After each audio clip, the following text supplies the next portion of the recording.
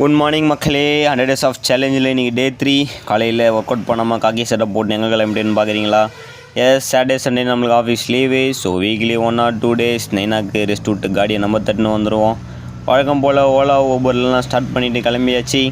இன்றைக்கி என்ன பிளான் பார்த்தீங்கன்னா, சென்னையில் வண்டி ஓட்டிகிட்டு நியர்பை இருக்க பார்க்கில் ஒர்க் அவுட் பண்ணலான்னு நினச்சேன்.